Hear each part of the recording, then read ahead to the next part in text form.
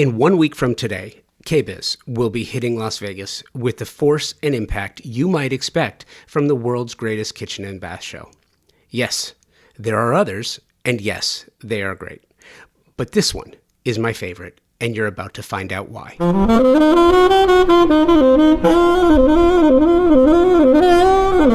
I have a personal connection to KBIS, the kitchen and bath industry show. For me, this is a homecoming, an opportunity to network with friends, colleagues, past guests, and meet future guests and partners. It's an important show for the industry because designers, architects, builders, contractors, remodelers, all specifiers really, get the opportunity to see what's new, what's next, and on the horizon. They have the opportunity to hear about ways the most innovative creatives in the industry are using these products in new and unconventional ways. It's a time for innovation and discovery, surprise and delight in over 1 million square feet of convention space when combined with the Industry Builder Show.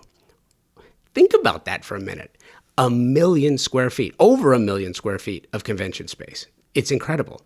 Today, you are going to hear from Brian Pagel, Executive Vice President at Emerald. He oversees the residential and commercial connections portfolio for Emerald, which means he oversees the production of KBIS, which you will see is an extraordinary feat that brings together the most influential brands in the world, from appliances, lighting, surfaces, plumbing. Basically, if it goes in a kitchen or bath, you will find it represented at KBIS. You'll also find some exceptional programming. Self-promotion. I'm honored to be a part of the programming this year, both on the Next Stage as well as the podcast studio, which is new to KBIS, and you're going to love it. So you got to come find me. When you're at the show this year, please do come by, say hello, and you're going to hear all about the show, why you should attend, and how you can make the most of it right after this. I am just incredibly proud of this partnership I've got with Thermosol. They have been presenting partners of Convo by Design going on 5 years now, and there is a certain amount of pride that comes with saying that the show is presented by the company that is the best in the world at what they do. Thermosol engineers the most exceptional smart shower products and steam shower systems worldwide, full stop. And it's for a few reasons. First of all, they were the first company to design and patent the technology here in the United States, dating back to 1958. Thermosol, a US-based manufacturer based in Round Rock, Texas, employs an engineering team that designs, tests, and continuously refines the product. Their quality control team tests every single steam generator before it departs the factory. Who else does that? Nobody that I know of. I have the pleasure of working with some world-class designers and architects who tell me, and if you're in the business, you know this, that the idea of luxury has changed, especially when clients want a spa-like bathroom. Steam is mandatory, or it's just not considered a luxury. And if you want to add steam, you have only one true option, my opinion, and that's Thermosol. Mitch Altman, third generation CEO of this family-owned company of 65 years, continues to innovate in the bathroom and shower space through technological marvels such as intelligent showering systems, sound therapy, aromatherapy, technical interfaces, and so much more. And now Thermosol, the industry leader in steam bath equipment and technology since 1958, as I mentioned, is enhancing its already stellar family of products with the new indoor and outdoor luxury saunas, available in 3 designs. The configurations are absolutely amazing, and you should probably go check them out. Indoor and outdoor options. It's amazing. You really do need to check them out. Go to thermosol.com or at Thermosol on the socials. It is funny though, by the way, to hop on camera in that first moment when you do feel like you're looking at a mirrored image of your screen, and then to say, hey, let's start off by talking of preferred hair care products. And it's interesting to me too, and I had mentioned this to you before, that I am fascinated by how people wind up doing what they're doing. Hmm. And it's interesting. How did you wind up here? How did you wind up doing what you're doing? Because you've been doing it for a while. No one just ends up in trade shows. Of course, now there's actually you can go to college to learn how to do trade shows. For me, I started off in college at the University of Kansas, and like any good story, I met a girl.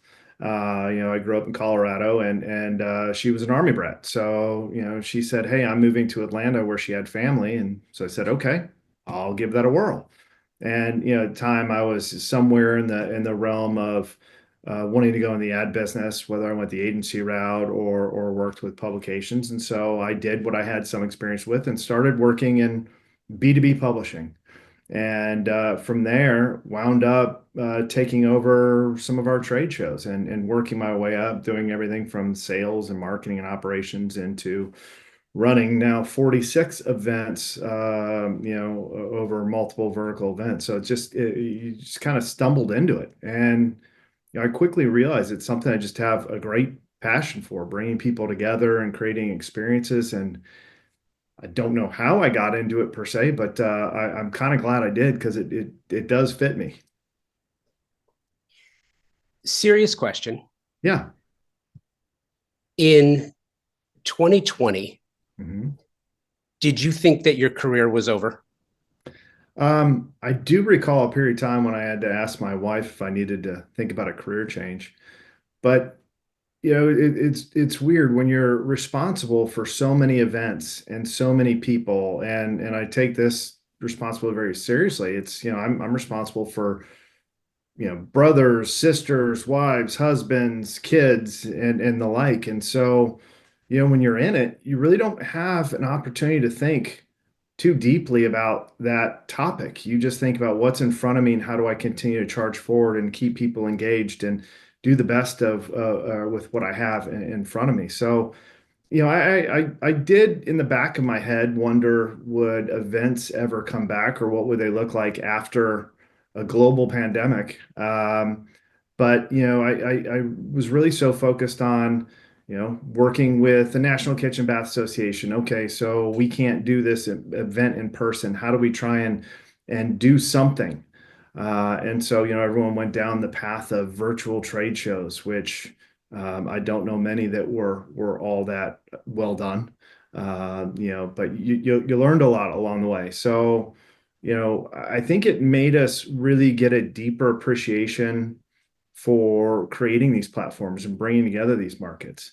And fortunately, we were able to come back and do it again. We missed one show, so the 2020 event we were able to stage, and then the world suddenly ended in March. A couple of months after we were done, we did a year of a virtual event, and then we came back in 2022, and it was still kind of white knuckle. We were worried about health and wellness, and we had to work with the company to make sure everyone had passed a COVID test and all of these things you had to do because I still had to, protect people's health and wellness.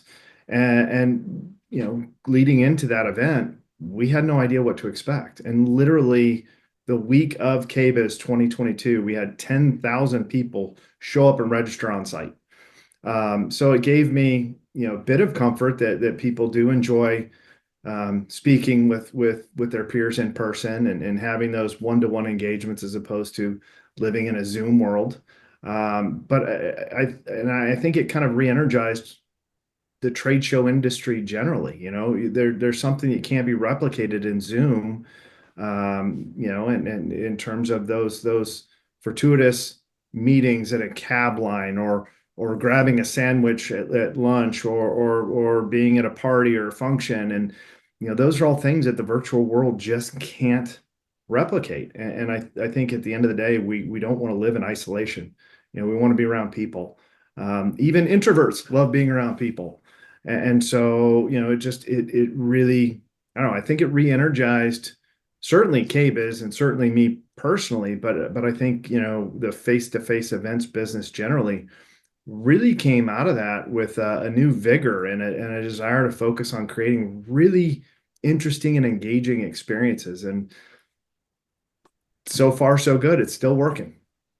How do you think that experience changed? And we're talking specifically about KBIS. We can talk about shows in general, exhibitions in general, but specifically about KBIS. And I preface this by saying the design space is probably one of the industries that had changed the most coming out of the pandemic. So how do you think that KBIS changed as a result of that? How did it inform the future of the show? Well, I think it really reemphasized, the touch feel aspect of what we all do. Of course, it's amazing how the internet can make something that is maybe a lower quality look extremely beautiful. But I think it's that discovery that hey, I didn't even know this company or this product was a thing. And so it afforded us the opportunity to really step back and think about that attendee journey. How do we try and help them to have that discovery? Certainly there's all the tools that we put together for people to plan, and of course there's the anchor brands that are always there that frankly make my job a lot easier because they bring exceptional experiences within this broader experience. But trying to point out the companies that you didn't even know were there, or the solutions that were there, and how do we make it easier for that design professional to to continue to hone their craft and bring new opportunities to the table. I think certainly we report on design and we're a part of that community, but I myself am not a designer, and I've got to think, how do you continue to come up with something that isn't a rinse and repeat of the last project you did, just in a different home? And how, they're designers are artists. Let's be honest. They're creatively driven, and if you're doing the same thing over and over again, it becomes boring. It becomes repetitive, and you lose that passion and drive. So I think being able to really inspire that different approach to a problem, or thinking about how colors, textures, new products, new technologies can be integrated into what they're doing for a homeowner is key. I think probably both seen it where some designers are very big on designing to what they like, but ultimately you got to design to what that customer is looking for. Where are they at in their life? What do they value? What's important? What's a problem that you're solving for? And so I think continuing to give them things that inspire them, I think help to drive the evolution of how we design for kitchens and baths in the modern, homeowner environment. It's really interesting too, because I am a huge fan of KBIS. I attend every edition that's in Las Vegas. I've never been to the Florida Mhm. shows, primarily because I'm a native Angelino. I'm born and raised in LA. LA has always been home up until the pandemic when we moved to Tulsa. So it was always this pilgrimage. It was always a Mhm. journey, Mhm. and I will tell you, just sharing feelings with you for a second, was it and forgive me, but the pandemic is just this big blur, and I get caught up in dates. When was the first edition back in Vegas? Was it 23? So the first edition back in Vegas was 23 post-pandemic. Yeah. Yeah. Okay. And we've been rotating for years. Of course, you go back into the history of KBIS, and then later with our relationship with home builders, it's moved around. But the first edition back from the pandemic was 2023. So I was I don't want to say nervous, but it was one of those times where I didn't actually know what to expect. Mhm. I didn't know if people were coming out. I didn't know if people were going to be there.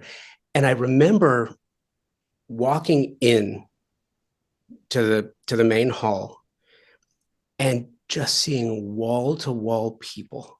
Mhm. And there was this electricity. It's the only way I can describe it. It was palpable. I mean, it was electric, that everyone, there was this feeling like we made it. And then having all of these creatives in one place at one time, looking and interacting with all of these brands and with each other, it was incredible. It was incredible. Yeah, it was, and matter of fact, as I was mentioning earlier, we just got back from our final site visit before the show, and we've got some new members of the team with our partners at NKBA, and we just started talking about the show, and it's with something this big, it's very easy to get wound up. I've got to go to this meeting or this session or meet this customer, and you don't always get to appreciate it. And I said one of the things that I really truly enjoy doing is on opening morning of the show. I'm typically there about 5 o'clock in the morning with a cup of coffee. It's still a little bit of chaos going on, but it's more quiet. And I literally try to walk every aisle of the show because that's probably the only time I actually really get to see it all. But it's something that it's amazing. And I go back to my first experience with KBIS when I took over the brand in 2008. It was like nothing I've ever seen before. And certainly we've had ups and downs since then. We had the Great Recession and the pandemic. And so we've had a few curveballs thrown at us. But that same wow hasn't changed. I think some years the wow has been a lot bigger. But to your point, Las Vegas was it was probably one of the it's one of those shows that I put down as something I just take such great pride in what we accomplished. Because there was a buzz and energy like I can't recall. And people were genuinely really excited to be there. And you had that perfect storm of brands that really brought their A game and then a really engaged audience that was going through that discovery journey, that was going and meeting with, hey, I've been working with this manufacturer for years, and I want them to give me the back of the house tour of what's next. And it was just this I don't know, level of energy that I can't recall, at least at that level. It was something special for sure. How do you how do you keep it fresh and new? And let me just before you answer, my background's in radio, it's in broadcast. And I worked with NASCAR for a number of years. I was the director of motorsports for a radio station and CBS station in Dallas. And we worked with Texas Motor Speedway and NASCAR. And, I remember having meetings with them every year, 3 events when NASCAR came to town. And there was always this conversation: what's new? What's Mhm. next? How do we not just rest on our laurels? The race last time was fantastic. It was a great experience. For them, NASCAR is very similar to KBIS in my experience. It really is because, over the course of a 3-day event, 4-day event with qualifying, you'll get a 750,000 people to come through a Texas Motor Speedway size track, and you have people who come year after year, and they go to other tracks as well. There's an expectation that Mhm. every year you're not just going to be delivering the same thing. Ultimately, it's up to the manufacturers and the brands to put their best foot forward and to showcase. But I also saw, in my experience, how both the track and how NASCAR participated in the furthering of the sport. And I see the very same thing with NKBA and KBIS. How do you approach that? What's the thought process? What's the activation? Well, I mean, certainly to your point, you can't rest on what you just did. And if we're not really maniacally focused on trying to continue to push the envelope, create a conversation that maybe hasn't been had, or bring things to life and really focus on these experiences, someone else will do it for us. And that's just business. For us, we have this very interesting and highly unique relationship, right? So NKBA owns KBIS. I am their show partner, so I'm responsible for producing KBIS. And so there's this relationship there that works well because we do push one another, and neither of us are very satisfied. We always want to do better, and I think we are absolutely our harshest judge. And I think that's a good exercise together. We'll never be completely satisfied.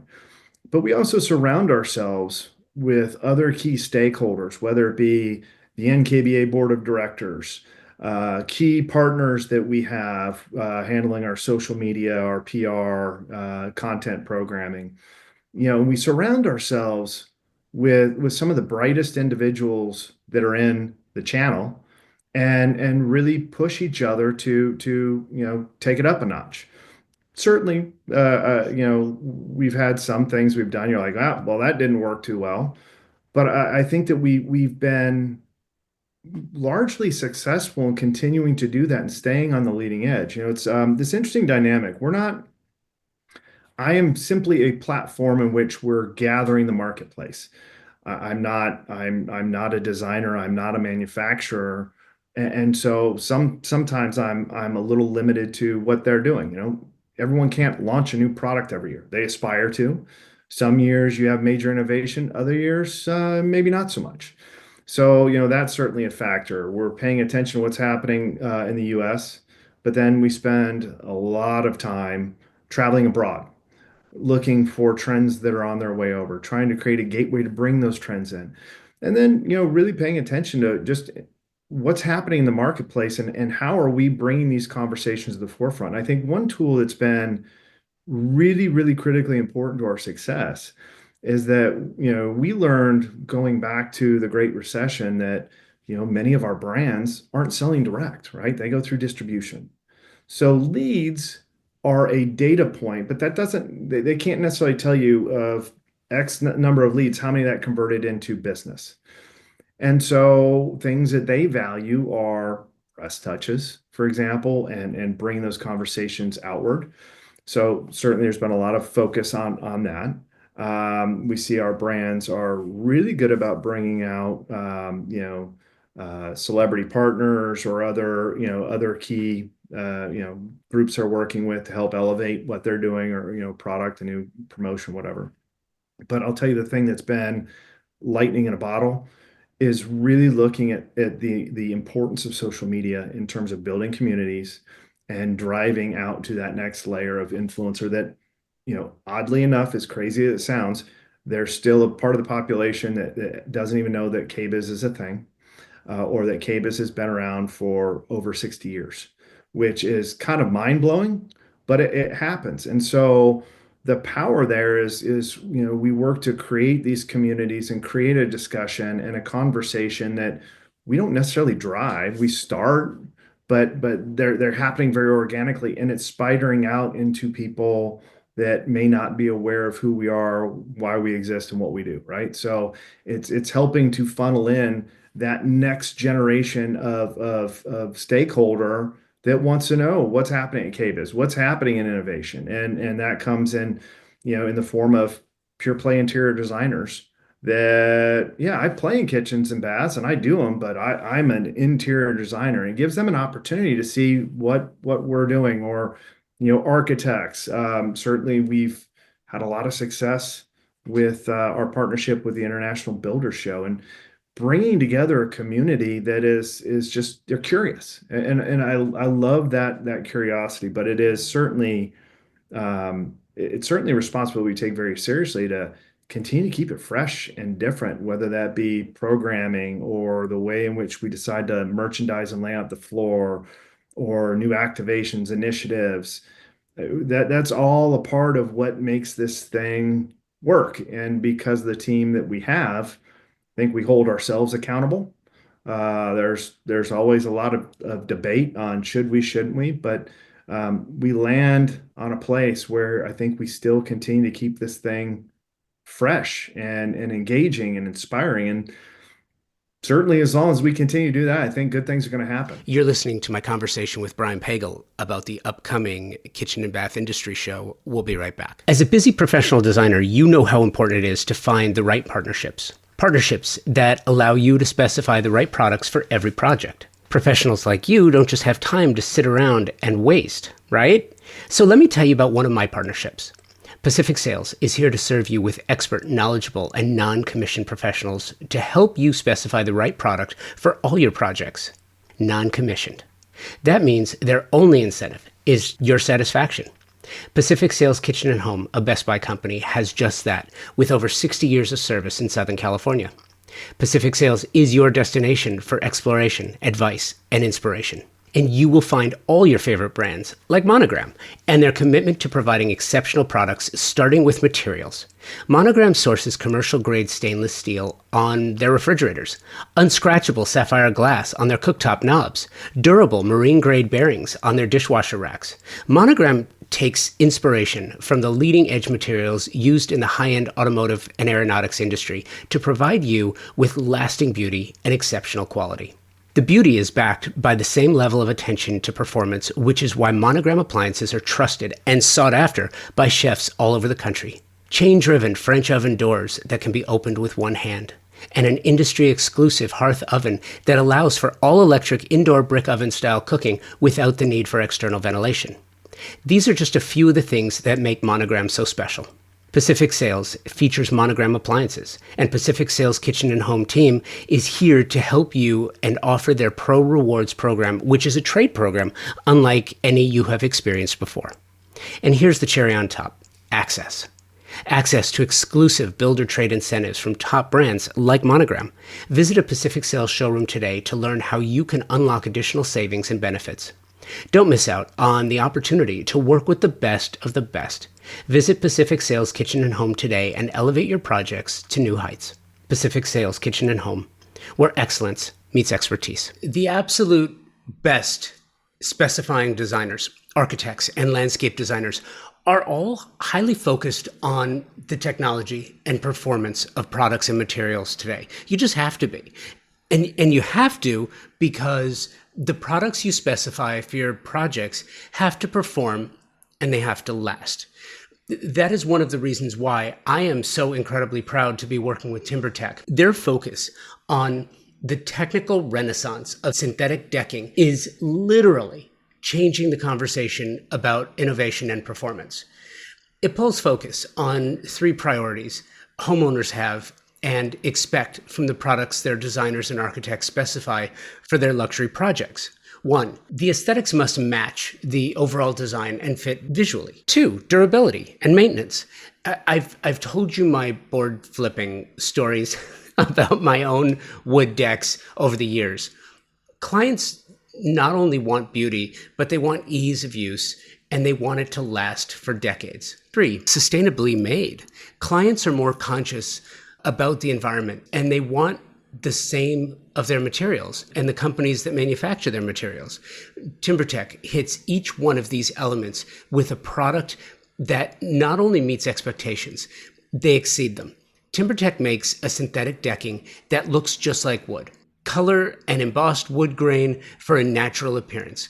Their composite decking is technologically superior. It's been created to last for decades, and it's manufactured with up to 85% recycled materials.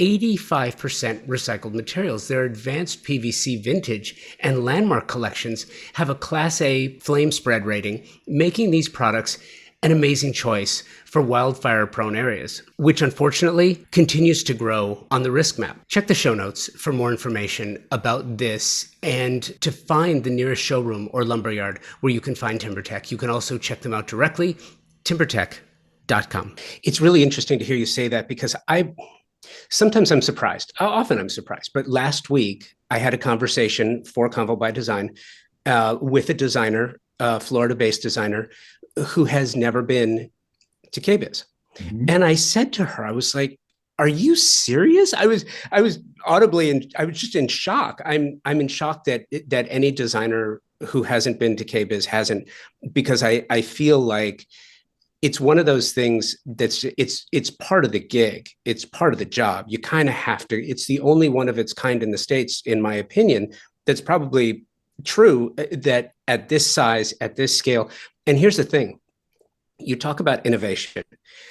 I don't think it's necessarily about bringing new products and new models to market as much as it's about application of models, technology. And I'll give you an example. I want to say, I've been doing the show since 2013, so I've seen a few things change. I want to say 2015, 2016, you saw this reinvention of the bathroom. You just Mhm. saw things happening. I mean, it was incredible where you saw not the innovation in toilets alone has been nothing short of incredible. The performative nature of what they do is just crazy. But steam and Mhm. aromatherapy, chromotherapy, this spa-like environment. Then in 2017, I remember having conversations about the kitchen and these new changes in the kitchen. It's not, a single family home used to have one kitchen, three appliances based on a triangle. That doesn't, people realize that doesn't work anymore when you have, and then there was the crossover. Mhm. So you've got a kitchen now with a scullery and a butler's pantry and the outdoor kitchen to match the indoor kitchen. It's not just a Weber and a hose anymore. Like you have a serious outdoor kitchen that became part of the regular vernacular of what it means to have a modern home.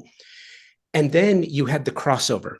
So you had warming drawers, and the warming drawers are now moved into bathrooms so that you can put towels in there. And then you've got refrigeration, serious refrigeration in drawers or in wine columns in bathrooms for GLP-1s and for makeup and for water and for giving this spa-like environment, which elevates the nature of what the home is.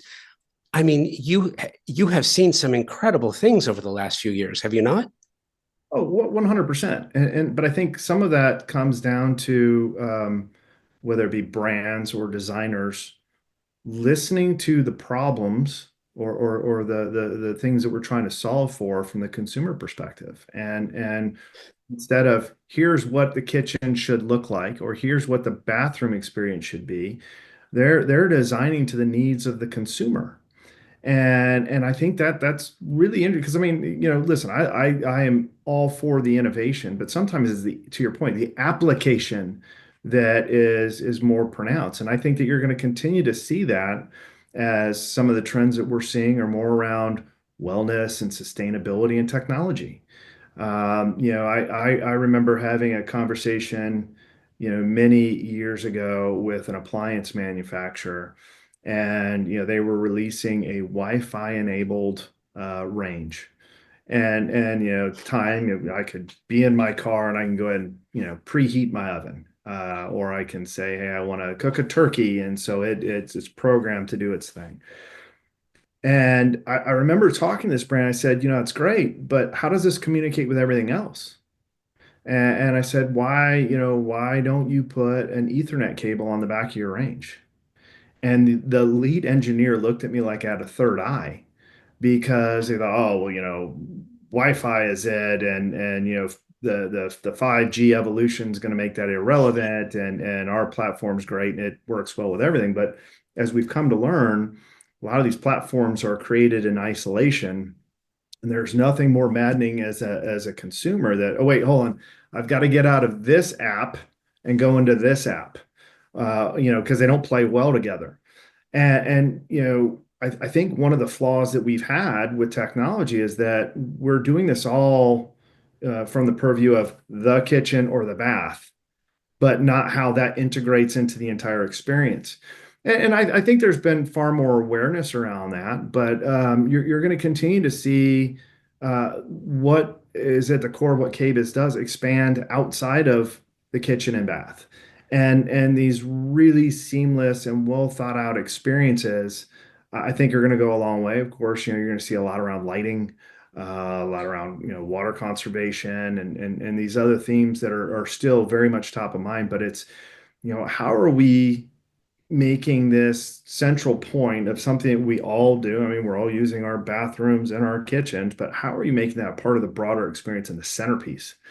And so, I think we're probably going from early days of what real technology is in kitchen and bath to things that will expand well outside of that and be a part of a whole cohesive experience. And we have another event that I run that is all in home technology, and we're seeing these sorts of synergies. In a matter of fact, to the point where on our schedule of events, we have Bill Darcy, the CEO of NKBA, and the CEO of Cedia, which is it's an event started off really more as home audio, and video has turned into a home technology group. And how there's this crossover, and how do we help the designers to feel more comfortable speaking about connected technologies, and how do we take the technology integrator, which is really kind of important in these experiences, and bring them together where they have a shared view of what beautiful looks like. Because for years, it's, I used to tell people, it was like you had one person speaking Spanish, one person speaking French, and I need them both to speak English. And so I think we've covered a lot of ground in terms of getting people comfortable with both sides of the fence. But I think that's going to continue to be at the forefront, because the consumers are looking for those experiences, and someone's going to have to continue to try and solve for that problem now. I've always thought, you know what? Do you remember? I remember my first experience at KBIS and walking in. I don't remember what year it was, but I was instantly taken back to my first year. I think I was 10 when I went to my first LA auto show. And I remember walking in and seeing life-size versions of Matchbox toys that I played with, right? And I remember my first KBIS seeing these exceptional opportunities to further advance what home is. And I think that it's the aspirational nature of what it is. And I'll give you an example. So when I left LA and moved to Tulsa, and I think it was 21, and started reaching out and talking to designers here. Now, keep in mind, before that, I was, in LA talking primarily to West Coast design talent, but moving to the Midwest and speaking to Midwest designers, it's really interesting. There's still this overwhelming desire to go back to traditional in the Midwest. And I've seen it from Chicago all the way down to Tulsa. But when you walk into a KBIS and you see that you can have something that looks traditional, that has all the performative value of something that is current age, modern, not in style, but in, it's contemporary. What it does is it kind of gets the brain firing in different directions. It's aspirational in nature. And I think it's that thought process that gets people to the point where they can start doing, like you were saying, so they can start doing different things in the home. That being said, I want to talk about the experience of KBIS for a second, because it is big, man. It is very, very big. And aside from the usual tips that I would usually give designers that include wear comfortable shoes, bring snacks, map it out, set appointments in advance, because the networking nature of what you do, you will not, if you're a working designer, you will not be able to make it from 150, 200 feet without seeing somebody. Yes. You're going to get sidetracked. The diversions are everywhere. But how do you think people should use your product? How should they plan for this show? How is this show best used? Well, so I think you hit the nail on the head. It's always been people walking with great ambitions that I'm going to see these 20 customers and do this, this, and this, and it's easy to get sidetracked. So I think coming in with what are the things you absolutely have to accomplish, and making those priorities and holding to them, and understand that it's got to be a real and attainable list, because there will be no shortage of distractions. And then outside of that, really looking at what kinds of things can help you in accomplishing your goals, whatever those may be. If it's finding a new vendor, trying to source product for a specific project, really going to some sessions that you think are going to be particularly engaging, and making sure that you're blocking those off. But, listen, the reality is we're talking a show. So KBIS by itself is 650 brands and 500,000 square feet of exhibit space. With our partners at the International Builder Show, we're well over 1 million square feet of exhibits between 4 buildings. So I think that you also have to have a plan. Okay, I'm in West Building. I've got a meeting with this customer. What are all the things I want to do in West while I'm there? because going from west to north or to central or to south requires a little thought. Now, there are things that I will say with the evolution of Las Vegas Convention Center they've done to make that journey easier. There's far more transportation options. Tesla has the loop that they've put in there where you can go from West Building over to Central Hall or from West Building over to Resorts World, and now they're preparing to open up a loop station to Wynn and to Westgate.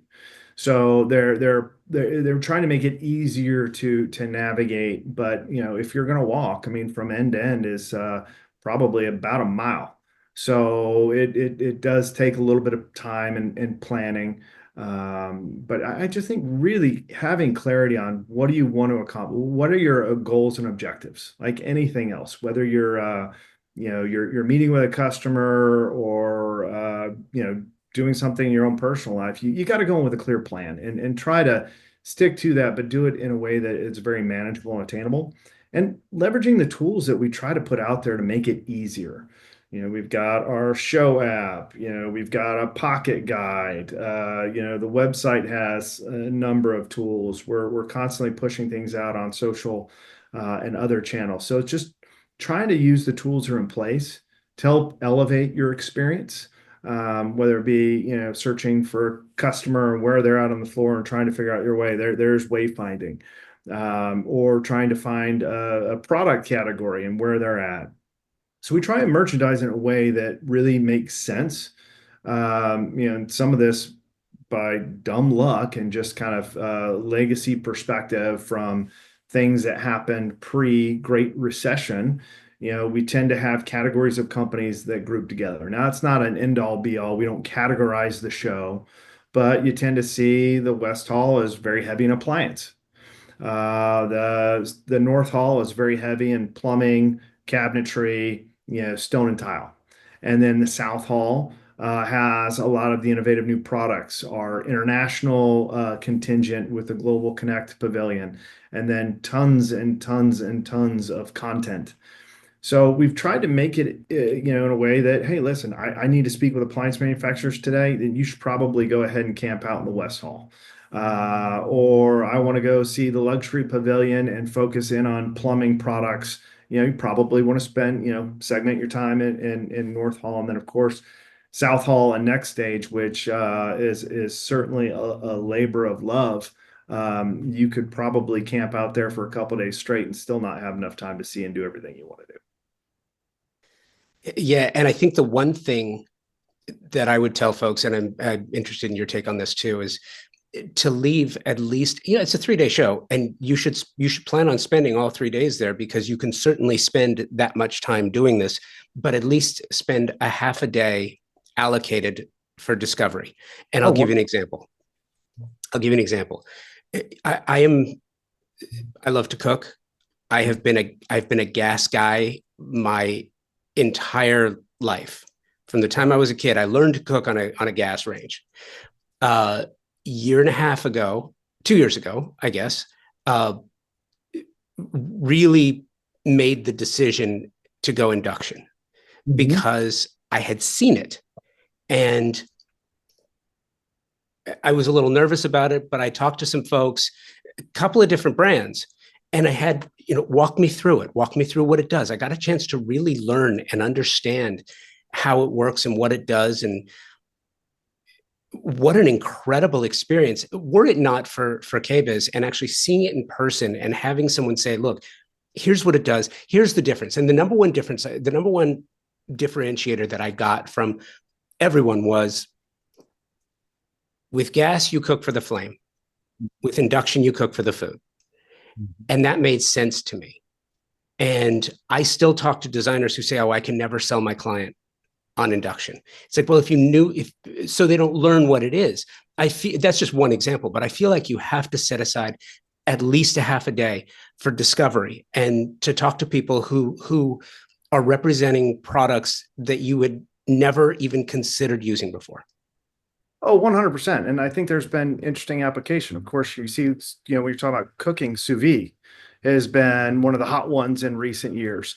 I think until the point in time when SKS really elevated that in the marketplace, no one was talking sous vide. And so, I think part of the job of the designer, in my opinion, is to also, try and bring to the forefront um, a clear understanding of what the consumer is trying to accomplish. I know plenty of people that have show kitchens with gorgeous appliance and fixtures that it's more like a museum. It's actually never used, right? And if you want the showpiece, certainly that's an approach. But if you're looking for everyday use, you really got to understand how they're going to use that space to begin with. Make sure that it's practical. You can still have those beautiful design elements and still have the practical application that is critically important. I mean, I've got a neighbor down the street who used a well-known designer in the Atlanta area and gutted their entire house, and it is absolutely gorgeous. And they had buyer remorse afterwards because they've got two kids under 5, and so they had this beautiful home that had no function. And so, listen, if I didn't have kids or if my kids were out of the house, that makes all the sense in the world. But when you realize how you actually use the space, sometimes you make those very expensive decisions that you regret later down the road.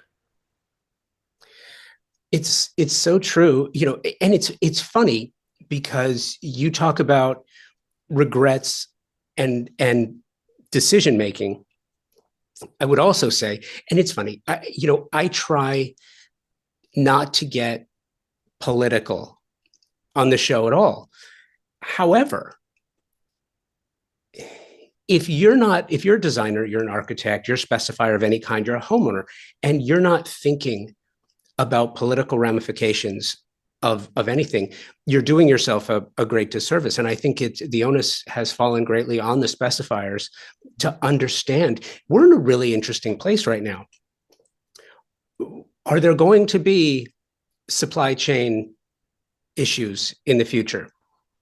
The best people to tell you that are the ones who represent the brands. Are there going to be tariff issues? And how are those tariff issues going to affect the purchase price and the delivery times of certain products? The best people to tell you that, it's not me. I'm a journalist. I can tell you what's already happened or what some ideas are for things that might happen based on what people are saying. But those are the people that I'm talking to. You're the person that I'm talking to find out sort of what these changes are.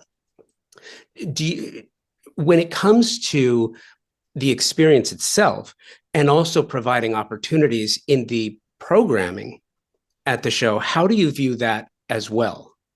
Well, so, I've always had this rule that we have to be somewhat like Switzerland. I can't be biased towards one brand, and I have to be somewhat apolitical because nothing. It's like going to a dinner party. You don't talk religion, you don't talk politics. Now that being said, we do have to educate people on the pluses and minuses and the things that they need to consider. Because I think it goes above and beyond just, hey, does the cost go up because some tariff got slapped in because it came from country X? Does that impact delivery times? I mean, until 2 or 3 days ago, I was paying close attention to a dock worker strike, to the point where we were going back to the several hundred international brands that we have, many of whom are European, and reminding them to put their things on container ships and get it out to arrive before the 15th of January. And we went to great lengths to try and accommodate that, because the kinds of things that keep me up at night is what happens if I get 10 calls from customers that have their product and their display sitting on a container ship off the coast of New Jersey. That's kind of a problem. So you do have to be aware of those things, and other areas I would stress is it's not just the delivery time of the product, but what happens on the service and the parts side, because these are not interchangeable pieces that everybody's changing out every couple of years. Some of these things you are saying I am marrying myself to product X, and so what happens when product X needs to be maintained, needs to be repaired? So, there's a lot to that onion. So we want to make sure that we're bringing as much awareness as we can based on the information we know. And I think there's the flip side of it. So much what we're talking about is the attendee experience, but NKBA has really taken a leadership position through their Global Connect program. And one of the things that we've been trying to solve for as long as I've been a part of the brand, it was okay, it takes a significant commitment for a brand to embark on a North American based strategy. And specifically a US based strategy because it's harder to get product across the Canadian border than it is the Mexican border, which is odd to me, but it's true. And so, how do we help these brands with code compliance, and with distribution? And putting a showroom in New York is not a North American based strategy. And so how are we helping to get them connected to the right people so that they can come learn about the market, see the opportunity, and then feel far more comfortable where if I'm a plumbing company and I have to recast the internal workings of my faucets, that's a significant capital investment. So we want them to feel comfortable about what the opportunity is and to seek feedback from the design community. Hey, I love this, but to find the right channels for distribution and to help them to build out a network and actually have a growth business. Because one of the things that we have a great advantage in is North America is still the most attractive market in the world in terms of building out and broadening your product offering and sales efforts globally. So, we see that, but we also know that it's a bit of a different animal. So we try to educate without taking those political undertones, but these are all things that we have to be very, very mindful of. In your discussions with the brands, and I'm fascinated by this because of how they think, specifically the international brands. You know, I'm thinking about all my friends in Southern California today and have been for quite some time, family and friends who are in the middle of this. And when you have this event, and it's hard too, because part of me is like, it's too soon to talk about this because it's still happening. But the other part of it is because I've been working with specifiers and talking to designers and architects for so long, it's really never too soon to start thinking about and planning. If you've got 10,000 residential homes, apartments, residential units in the marketplace, taking out the people and the families, but actually just looking at the inventory and the units for a second, to get this replaced, they're saying it could take up to a decade to rebuild Los Angeles alone. That's not even talking about the rest of the business in the country, let alone the world. And then there's a competition for product. When you talk to the brands, do they think strategically in the way that you do, thinking about fires, floods, earthquakes, and how that affects the supply chain, thinking about dock strikes and thinking about tariffs? I mean, there are so many things that actually affect the business of the brands and the manufacturers that you have. It feels like these discussions just sort of transferred to the event itself, because that seems like one of these amazing opportunities to get practical knowledge and information from the people who actually know what's happening.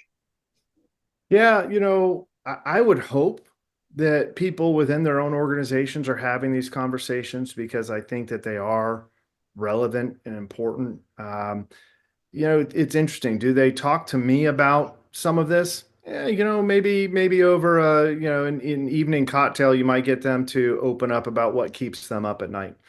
But it's hard to sit there and say people are really taking that point of view on it. Now, I will tell you, and this is something that we talk about frequently with the International Builder Show, is when you're trying to solve for this problem, with the fires in LA, and it's in front of us, and it's hard to know what tomorrow is going to look like, much less 6 months from now.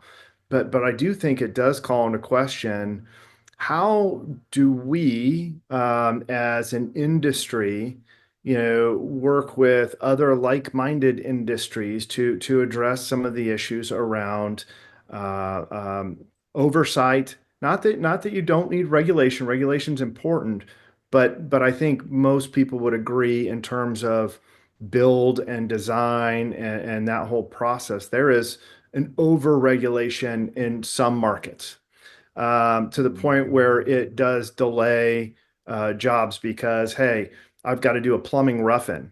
Maybe my inspector doesn't show up. Maybe the inspector catches something that I wasn't expecting, but can't come back for 6 weeks. So, these are all things that are really a death blow for the trade because, all right, so I can't afford to lose my plumbing people, but I also have a hard time paying them to sit there idle while I'm waiting for an inspector to come back and say my rough-in is up to snuff, or there's a delay in the toilets, tubs, whatever that has them sitting idle. This is where it costs these small businesses a significant amount of money. So while we can't control delays in product because of resourcing, and there's always going to be something that's going to delay, where are the things that we can solve for? And how do we help to lobby local, state, federal entities on trying to rethink some of the regulation that frankly has kind of put us in somewhat of the housing crisis that we have broadly. We never actually recovered to what would have been considered by anyone's definition a normal state of inventory. And so there's been pressures, obviously from an interest rate standpoint, and then there was supply and so on and so forth that have slowed that down. And frankly, in speaking with some of our partners and looking at some of their forecasting, we expect that, late 20 or probably mid 25 into the early 30s is going to be a boom time for housing. But in some cases, regulation and other things that can be controlled are slowing that process. And here we are when it's a supply and demand issue, right? You don't have enough housing, so therefore the price of housing continues to go up, and you start getting in the conversations around what is attainable and not attainable, and how does this impact how we view residential real estate and housing long term. I think it will have a significant, profound impact on how we view housing and home ownership in the coming years. I totally agree. And listen, this is why one of the reasons why I feel like KBIS is one of those mandatory no miss shows every year, not every other year, not every third year. It really is an every year show. Not all of them are, but I think this one is. And for these reasons, I feel that way. And I'm curious if there was anything that you wish designers, architects, builders, specifiers knew about KBIS that you don't think they do, what would that be? What would you love for people to know about the show that you think isn't top of mind? I think it's as much about taking that moment in time to reinvest in yourself and your craft.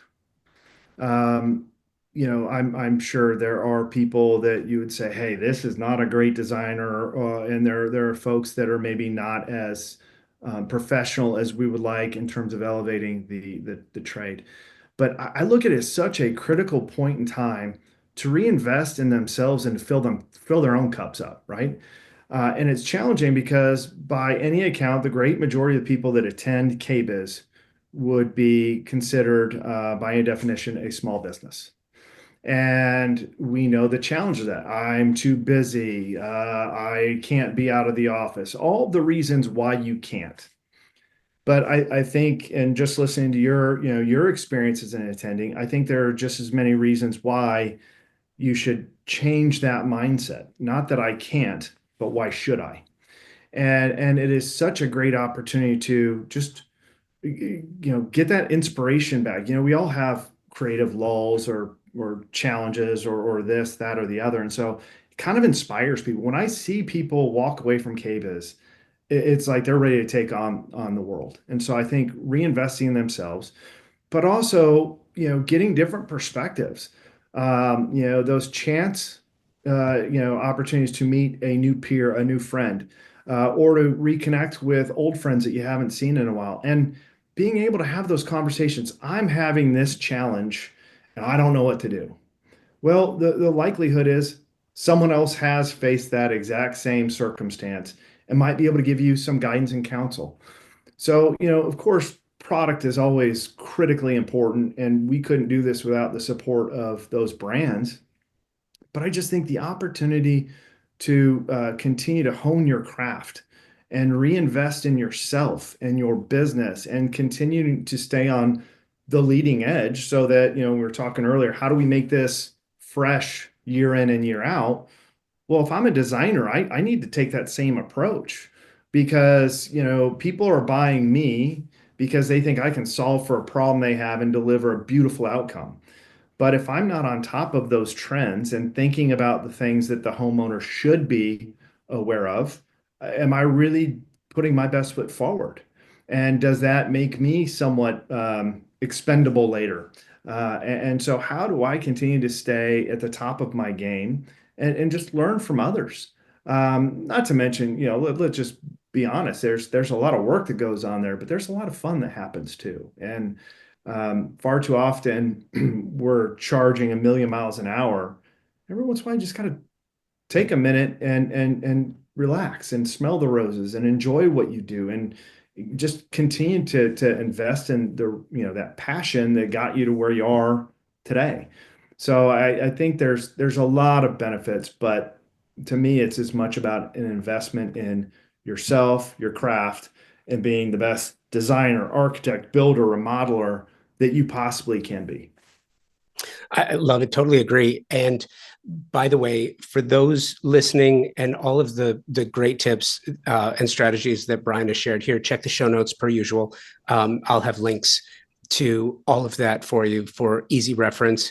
The show's coming up, so you definitely want to attend. Brian, you and I will have to. I'll be there this year. I'm speaking, which I'm really excited about, and we'll have to grab a drink. Thank you so much for doing this. Yeah, thank you. We're so excited to be partnering with you on our new podcast studio. That's going to be great. I look forward to that. It's been a great conversation. Please, anyone who's looking to come or has questions, reach out to us. We love talking about anything KBIS related, and you can find me on all the social platforms. Don't be shy. I promise I respond. We're the one thing I do love about this show. So I've had a staff that has worked for me for a very, very long time through ups and downs. And one thing's consistent, they are all deeply passionate about this. And we want to make sure everyone has a wonderful experience. So anything that we can do to help you in planning, we're more than happy to do so.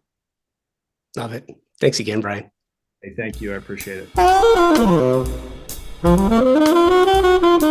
Design Hardware's newly remodeled showroom is where you will find a gallery-style space with a thoughtful display of products, purposefully positioned to allow unbridled exploration and discovery. High-end faucets, luxury tile, natural stone, wood floors, and bespoke hardware selections are presented in a holistic manner, strategically arranged to stimulate creativity and transition your vision from the conceptual stage to a fully realized space. Conveniently located, free parking available. Stop by to find your inspiration. Collect samples, get expert advice, and tackle everything on your shopping list all in one place.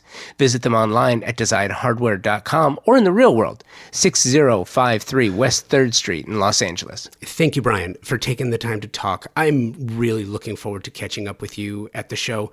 Thank you to my incredible partner sponsors, Thermosol, TimberTech, Pacific Sales, Monogram, and Design Hardware.